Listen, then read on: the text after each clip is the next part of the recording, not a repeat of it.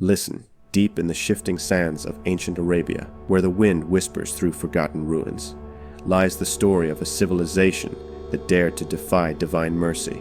The people of Thamud were no ordinary tribe. They were masters of stone, carving entire cities into mountains, their wealth and power unmatched in the barren deserts they called home. But beneath their grand achievements festered arrogance, cruelty, and a refusal to heed the warnings of their own destruction. This is not just a tale of miracles and punishment. It is a psychological unraveling, a slow-motion tragedy of human defiance against divine truth, and it all centers on one pivotal moment, the slaughter of the she-camel, the final act that sealed their fate. When Prophet Saleh stood before his people, calling them to abandon their idols and return to the worship of the one true God, they mocked him.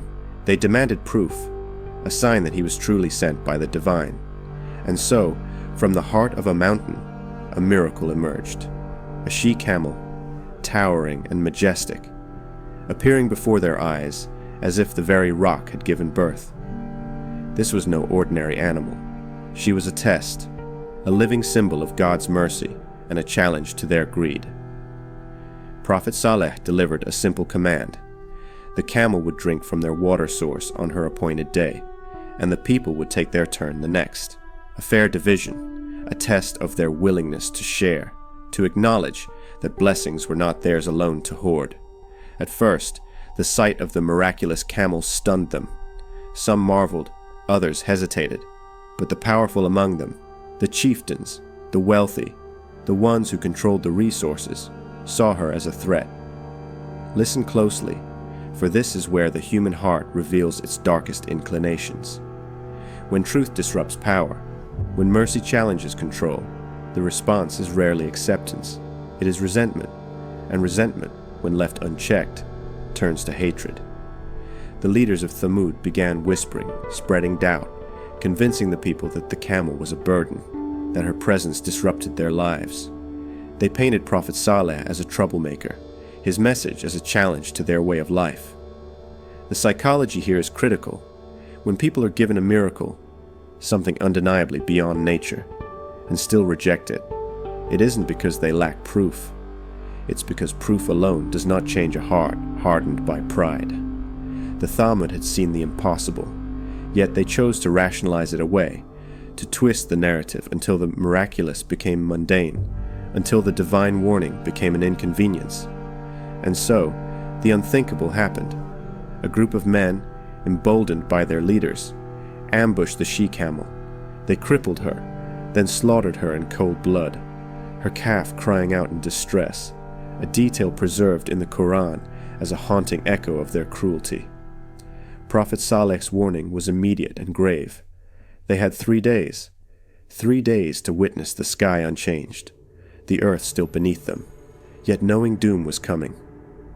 Imagine the tension, the psychological torment of those who had laughed now glancing at the horizon, waiting.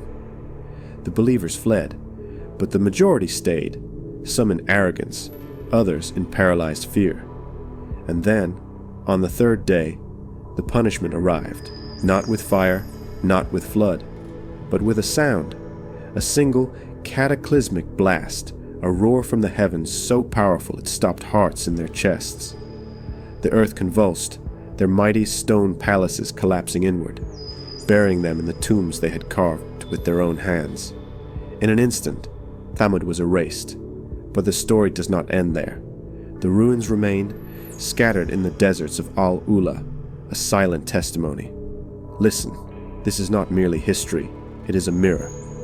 How many times have civilizations risen in arrogance, believing themselves untouchable, only to crumble when they rejected truth?